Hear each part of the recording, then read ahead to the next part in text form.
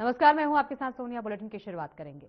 गोविंद वल्लभ पंत कृषि एवं प्रौद्योगिकी विश्वविद्यालय पंतनगर में आयोजित 119वें अखिल भारतीय किसान मेले का विधिवत उद्घाटन सीएम पुष्कर सिंह धामी ने दीप प्रज्वलित कर किया। इस अवसर पर कुलपति डॉक्टर मनमोहन सिंह चौहान, विधायक तिलक राज बेहड़ और पूर्व विधायक राजेश शुक्ला ने उनका स्वागत पुष्पगुच्छ भेंट कर किया। उद्घाटन के बाद सीएम ने मेला परिसर में लगी प्रदर्शनी का निरीक्षण किया और किसानों व छात्र छात्राओं से बातचीत की। उन्होंने कहा कि यह मेला उत्तराखंड, देश और नेपाल के किसानों के लिए बीज, आधुनिक उपकरण और वैज्ञानिक सलाह उपलब्ध कराकर आय बढ़ाने में सहायक है।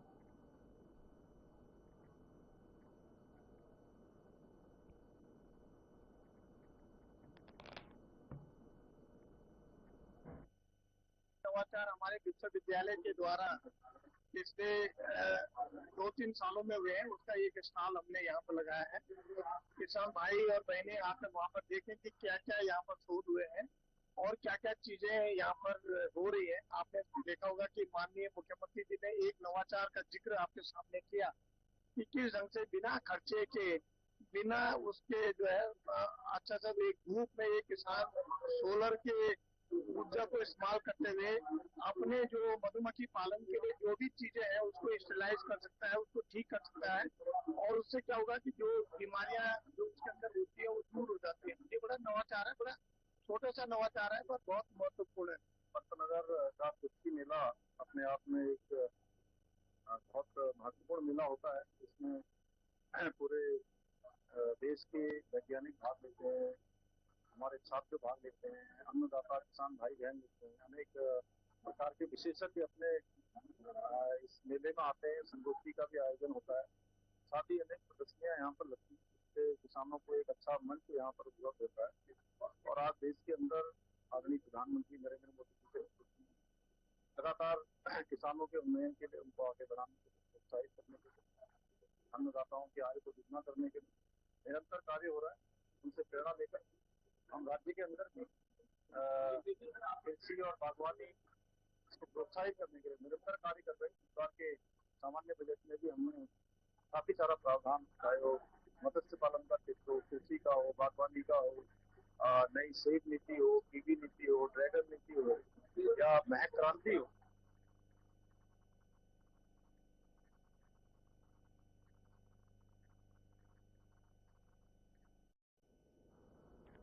मुख्यमंत्री पुष्कर सिंह धामी ने टनकपुर पहुंचकर जनपद चंपावत को स्वास्थ्य सेवाओं की बड़ी सौगात दी। इस दौरान उन्होंने उप जिला चिकित्सालय टनकपुर से ACLS एम्बुलेंस को हरी झंडी दिखाकर रवाना किया। बता दें कि यह अत्याधुनिक एम्बुलेंस आपातकालीन स्थितियों में मरीजों को त्वरित और उन्नत चिकित्सा सुविधा उपलब्ध कराएगी।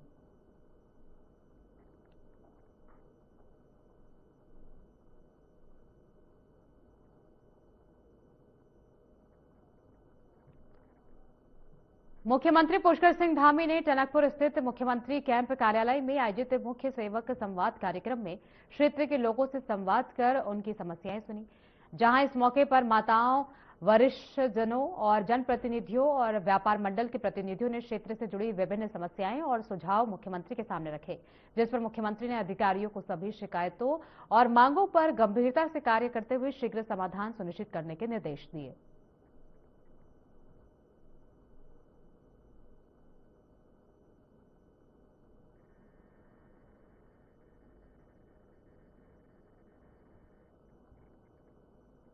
उत्तराखंड विधानसभा के बजट सत्र के दौरान सत्ता पक्ष और विपक्ष के बीच कई मुद्दों को लेकर चर्चा और बहस जारी है। तो वहीं इस दौरान सदन में व्यवस्था, जवाबदेही और जनहित से जुड़े विषयों पर लगातार सवाल उठाए जा रहे हैं, जिस पर संसदीय कार्य मंत्री सुबोध उनियाल ने कहा कि सरकार हर मुद्दे पर जवाब देने के लिए पूरी तरह तैयार है।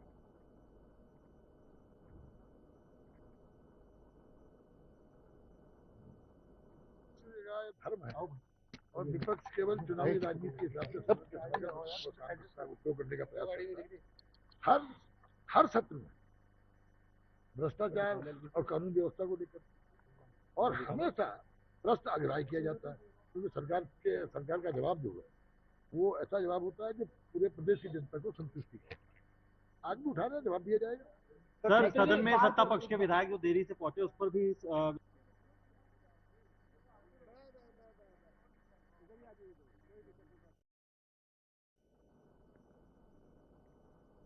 उत्तराखंड विधानसभा के बजट सत्र के दौरान सत्तापक्ष और विपक्ष के बीच कई मुद्दों को लेकर बहस देखने को मिली।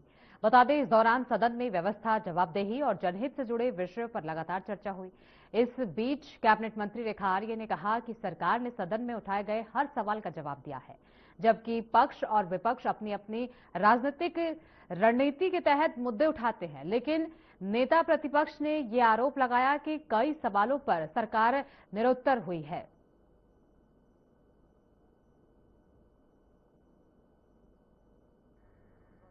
देखिए, आज पंचम दिन की कार्रवाई में प्रश्नकाल से लेकर हमने निधन के संदेश से लेकर और कार्य स्थगन प्रस्ताव पर नियम 58 में चर्चा तक में हम लोग पहुंचे हैं। जिस प्रकार से प्रश्नकाल हमारे मंत्रियों ने बेहतरीन जवाब दिए और जिस प्रकार से लगातार कार्य स्थगन प्रस्ताव में हमारे संसदीय कार्य मंत्री जी जवाब दे रहे हैं, तो स्पष्ट बताता है कि सरकार निरंतर हर दिशा में हर तरह से, चाहे वो किसानों के परिप्रेक्ष्य में हो, चाहे वो अन्य मुद्दों पे हो, सरकार लगातार निर्णायक भूमिका और निर्णायक कार्य कर रही है। आपदा से प्रदेश पर प्रभावित है, कानून व्यवस्था ध्वस्त है और जो हमारी मातृशक्ति है, जिसकी आबादी आधी है, इनको लेकर हमने प्रमुखता के साथ उन मुद्दों को उठाया। और मैं माननीय विधायकों को कि कांग्रेस विधानमंडल के सभी साथियों को, आदरणीय प्रीतम सिंह से लेकर सभी माननीय विधायकों को धन्यवाद देना चाहता हूं कि उन्होंने तथ्यों के साथ, प्रमाण के साथ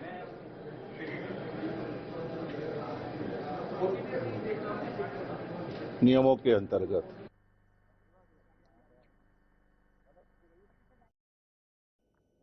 गैरसैंण में हुए विधानसभा सत्र के दौरान पेश किए गए उत्तराखंड बजट को कांग्रेस नेता और पूर्व प्रदेश प्रवक्ता नितिन पंत ने निराशाजनक बताया है। तो वहीं इस दौरान लालकुआ में मीडिया से बातचीत करते हुए उन्होंने कहा कि बजट में स्वास्थ्य और शिक्षा व्यवस्था को लेकर कोई स्पष्ट नीति दिखाई नहीं देती। बता दें कि नितिन पंत ने कहा कि ये बजट एक पुरानी खाली बोतल में शराब भरने जैसा है, जिससे प्रदेश की जनता अपने को ठगा हुआ महसूस कर रही है।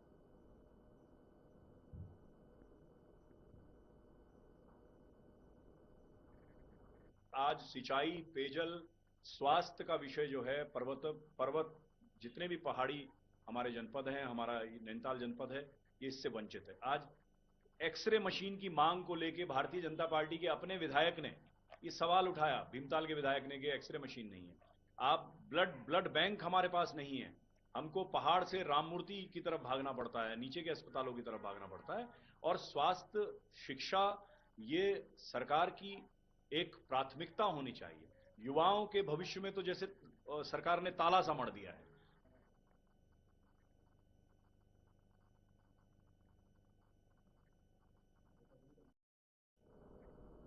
गैरसैंण में विधानसभा सत्र के दौरान सत्तापक्ष के विधायकों द्वारा प्रश्न पूछे जाने को लेकर विपक्ष ने सवाल खड़े किए हैं। कांग्रेस ने आरोप लगाया है कि सत्तापक्ष ने ही अपनी सरकार से सवाल किए। तो वहीं इस मामले पर बीजेपी प्रदेश अध्यक्ष महेंद्र भट्ट ने प्रतिक्रिया देते हुए कहा कि सदन की अपनी एक प्रक्रिया और गाइडलाइन होती है, जिसके तहत सत्तापक्ष के विधायक भी प्रश्न पूछ सकते हैं।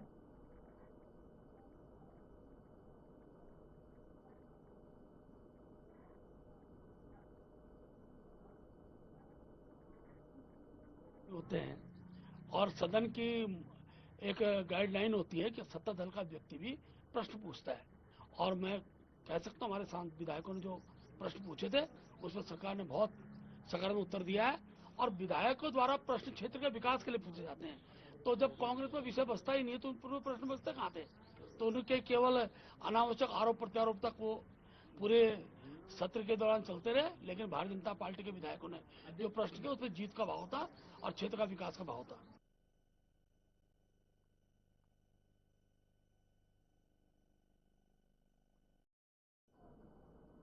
प्रदेश में रसोई गैस सिलेंडरों को लेकर अफरा तफरी का माहौल है। सरकार का दावा है कि गैस पर्याप्त मात्रा में उपलब्ध है, लेकिन एजेंसियों के बाहर लंबी कतारें लग रही हैं। कांग्रेस प्रवक्ता शिषपाल बिष्ट ने आरोप लगाया कि ग्रामीण क्षेत्रों में गैस की बुकिंग 45 दिनों बाद मिल रही है, जिससे आम लोग परेशान हैं।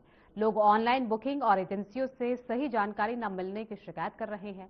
वहीं गैस एजेंसियों का कहना है कि सप्लाई नियमित है और अफवाहों के कारण लोग ज्यादा सिलेंडर स्टॉक कर रहे हैं। हालत अब देखने लायक है।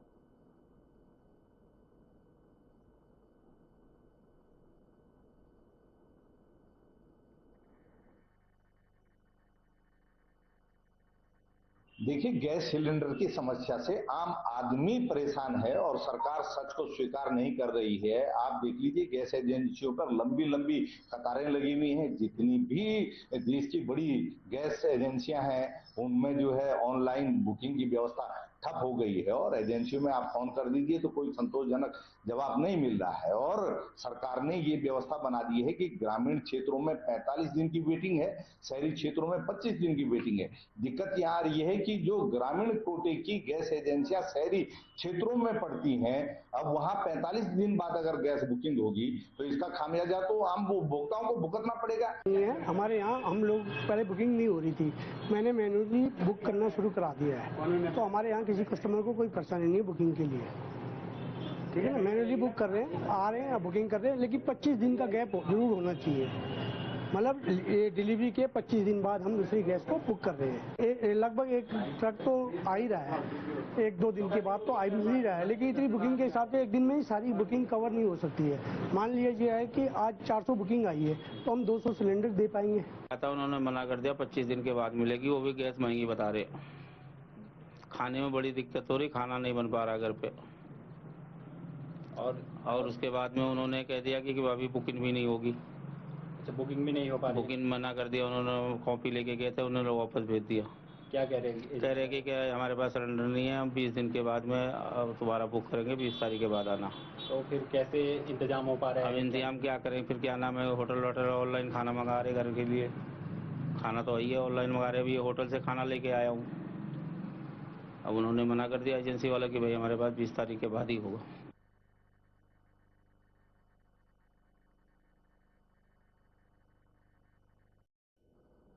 टिहरी की जिलाधिकारी नितिका खंडेलवाल ने सभी एलपीजी उपभोक्ताओं से अपील की है कि जिले में गैस सिलेंडरों की कोई कमी नहीं है और घबराने या जल्दबाजी में बुकिंग करने की जरूरत नहीं है। डीएम ने बताया कि जिले को नियमित कोटे के अनुसार गैस की सप्लाई मिल रही है। नई गाइडलाइन के तहत एक सिलेंडर की बुकिंग के बाद अगली बुकिंग 25 दिन बाद होगी। पहले ये 21 दिन थी। ऑनलाइन बुकिंग में दिक्कत आने पर उपभोक्ता एजेंसी जाकर ऑफलाइन बुकिंग भी करा सकते हैं और सिलेंडर अपने क्षेत्र में उपलब्ध होंगे।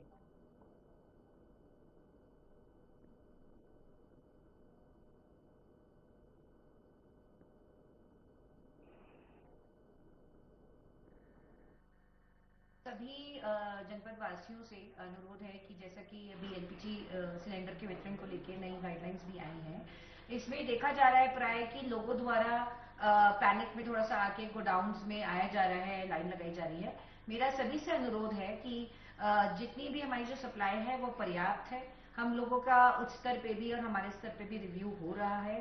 सप्लाई में कोई इश्यू नहीं है, डोमेस्टिक गैस की सप्लाईज अवेलेबल हैं। प्लीज कृपया करके जो गाइडलाइंस हैं, पहले हम लोग 21 दिन में करते थे, अब 25 दिन के बाद जिनका टाइम पूरा कंप्लीट हो गया है वो अपनी गैस बुकिंग करवाएं। संभवतः कोशिश करें ऑनलाइन कराएं। यदि ऑनलाइन में दिक्कतें आ रही हैं तो ऑफलाइन पहले गैस एजेंसी पे जाके आप अपनी पूरी बुकिंग कराइए।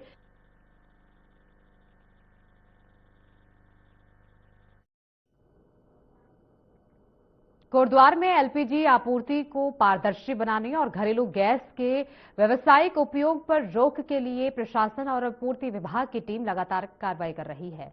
जिलाधिकारी स्वाति एस भदौरिया के निर्देश पर लालबत्ती चौराहे पर एक पिकअप वाहन को पकड़ा गया, जिसमें 20 खाली व्यावसायिक और 15 घरेलू सिलेंडर बरामद हुए। उप जिलाधिकारी संदीप कुमार के नेतृत्व में नायब तहसीलदार, बाट माप निरीक्षक और क्षेत्रीय खाद्य अधिकारी की टीम ने सूचना के आधार पर वाहन जब्त किया। इस मामले में वाहन चालक के खिलाफ एफआईआर दर्ज कर आगे की कार्रवाई जारी है।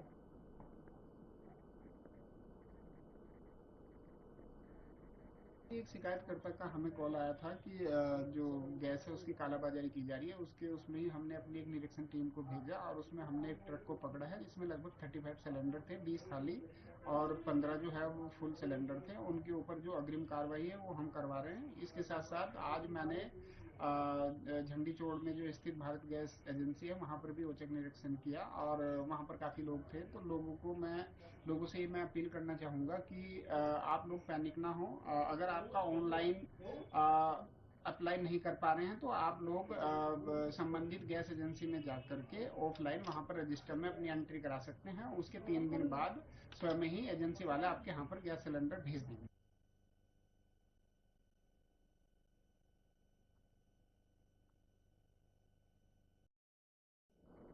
वक्त हो गया एक छोटे से ब्रेक का। ब्रेक के बाद फौरन लौटेंगे, बने रहिए हमारे साथ।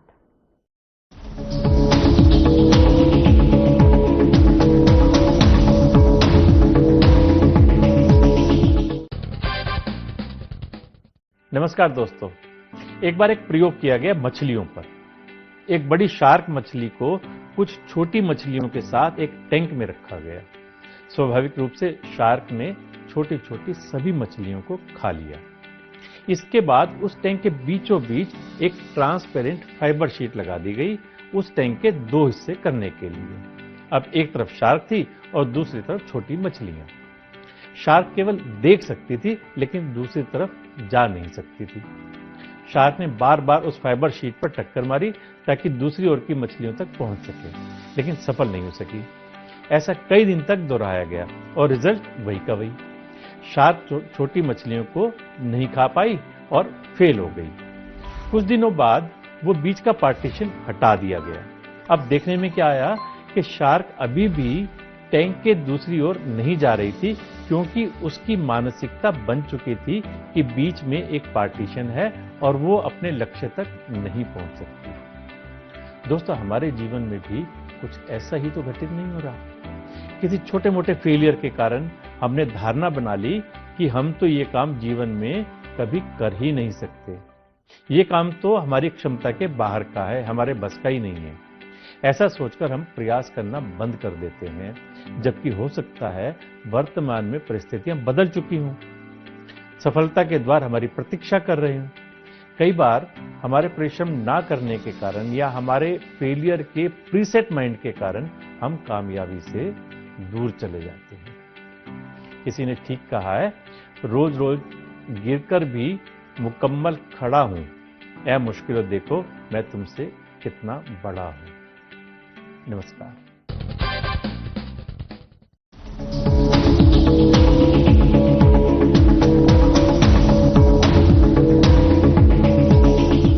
ब्रेक के बाद एक बार फिर स्वागत है। खबरों में आगे बढ़ेंगे। देहरादून में एलपीजी गैस आपूर्ति से जुड़ी समस्या के समाधान के लिए जिला प्रशासन का कंट्रोल रूम लगातार सक्रिय है। शाम 5 बजे तक कंट्रोल रूम में 405 शिकायतें दर्ज की गई, जिन पर विभागीय टीमें कार्रवाई कर रही हैं। प्रशासन के अनुसार जिले में लगभग 11,000 उपभोक्ताओं को सिलेंडर सप्लाई किए गए, जबकि करीब 53,000 सिलेंडरों का बैकलॉग है।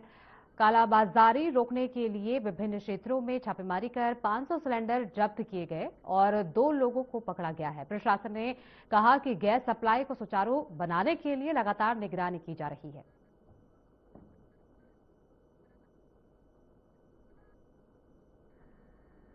सर देखिए, जैसा वो युद्ध के संकट में जो गैस की जो समस्याएं हैं, इसमें अधिकांश तो लोग पैनिक कर रहे हैं। उनको यह आशंका है कि संभवतः गैस की कमी है। तो हम आपके इस माध्यम से अपील करना चाहते हैं कि गैस की कमी जितनी बताई जा रही है, ऐसा कुछ नहीं है। लोग पैनिक हो रहे हैं और इसीलिए डीएम साहब के निर्देश पे हमारे यहाँ आपदा कंट्रोल रूम में कुछ नंबर जो डिस्प्ले किए गए हैं कि अगर किसको गैस को लेके कोई समस्या है, कोई भ्रांति है, तो यहाँ वो पूछ सकता है। तो आज हमारे यहाँ जो कल से कार्यशील हुआ था, तो कुल 268 शिकायतें आई हैं 268, जिसमें 215 कॉल के माध्यम से है और बाकी व्हाट्सएप के माध्यम से है। बाजपुर में घरेलू गैस सिलेंडर की किल्लत के चलते इंडियन गैस एजेंसी के बाहर लोगों की भारी भीड़ देखने को मिल रही है। लोग सुबह से ही लंबी कतार में खड़े होकर अपनी बारी का इंतजार कर रहे हैं। कई लोगों का कहना है कि वे सुबह 6 बजे से लाइन में हैं, लेकिन घंटों इंतजार के बावजूद सिलेंडर नहीं मिल पा रहा है। कुछ लोग आरोप लगा रहे हैं कि एजेंसी बंद कर दी जाती है। प्रशासन ने कहा कि कालाबाजारी रोकने के लिए लगातार छापेमारी की जा रही है और सिलेंडर बरामद किए गए हैं।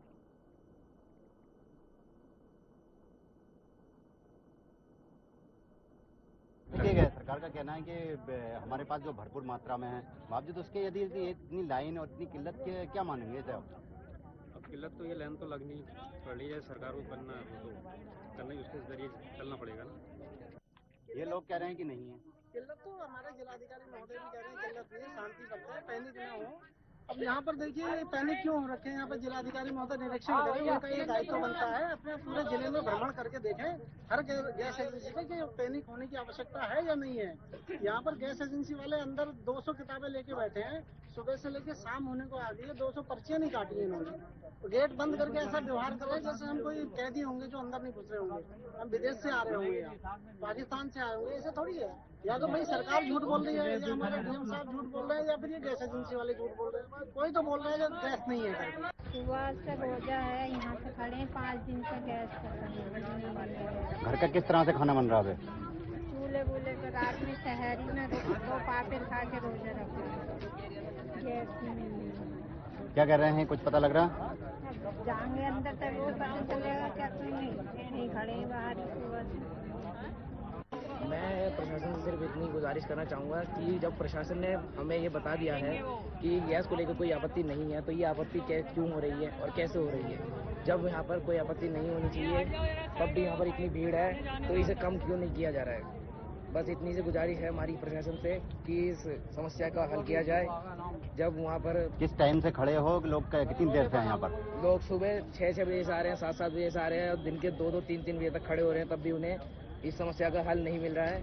सबसे पहले तो मैं आप लोगों के माध्यम से सभी जनपदवासियों को ये कम्युनिकेट करना चाहूँगा कि गैस की आपूर्ति, एलपीजी गैस की जो सिलेंडर, घरेलू सिलेंडर की जो आपूर्ति है वो सामान्य रूप से चल रही है। इसमें एक ऑनलाइन बुकिंग की प्रक्रिया है जिसमें कुछ दिन निर्धारित किए गए, 25 दिन निर्धारित किए गए, उसके बाद सभी को जो है सामान्य रूप से इसकी आपूर्ति की जाएगी। तो इसमें इस वजह से किसी भी तरीके का कोई भी पैनिक सिचुएशन क्रिएट करने की आवश्यकता नहीं है। लंबी कतारों में लग के गैस गोदामों के बाहर जाकर अव्यवस्था करने की भी आवश्यकता नहीं है।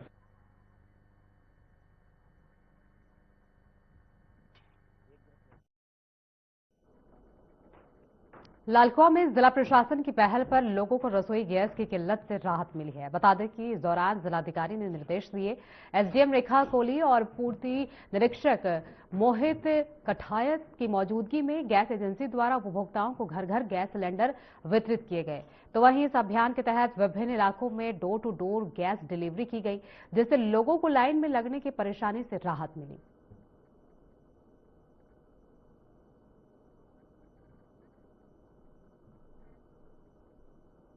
जनता से ये कहना चाहूंगा कि ये इन गलत अफवाहों की तरफ मत जाइए। देखो, होम डिलीवरी हो रही है, सुरुचि इंडियन गैस की सर्विस जो है बहुत ही बेहतरीन सर्विस हो रही है। आज उन्होंने यहाँ से 2 किलोमीटर दूर शहीद स्मारक में मैक्सिमम 600 सिलेंडरों की 600 सिलेंडर वहाँ डिलीवरी करे और मैक्सिमम 200 सिलेंडर हल्दचौड़ जाल पे डिलीवरी करे। और अभी इस स्थिति में यहाँ पर आई है वार्ड 1 वार्ड 2 में आई है, यहाँ पर भी बहुत अच्छी तरह से गैस डिलीवरी कर रहे हैं, होम डिलीवरी कर रहे हैं। तो अपने जिले के जिलाधिकारी महोदय का धन्यवाद करूंगा और लालकुआं एसडीएम महोदय का और नैनीताल के हमारे अपर जिलाधिकारी श्रीमान विवेक राय जी का, जिनके सोशल मीडिया के माध्यम से जनता से बार बार अपील कर रहे हैं कि धैर्य बनाए रखें, हमारे जिले में गैस की कोई कमी नहीं है।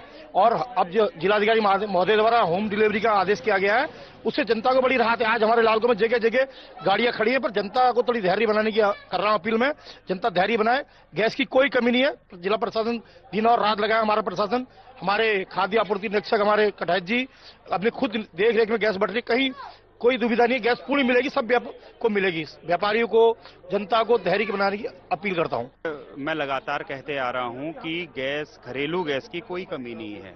लगातार प्रशासन जो है घरेलू गैस को होम डिलीवरी कराने के लिए प्रयासरत है, लेकिन जनता जो है पैनिक होके लगातार जो है गैस एजेंसियों और गोदामों के चक्कर लगा रही है। मैं आपके माध्यम से जनता से अपील करना चाहता हूं, कृपया वो पैनिक ना हो। पूर्व की भांति उनके घर में होम डिलीवरी की सुविधा दी जा रही है। प्रशासन इसके लिए जो है तत्पर है।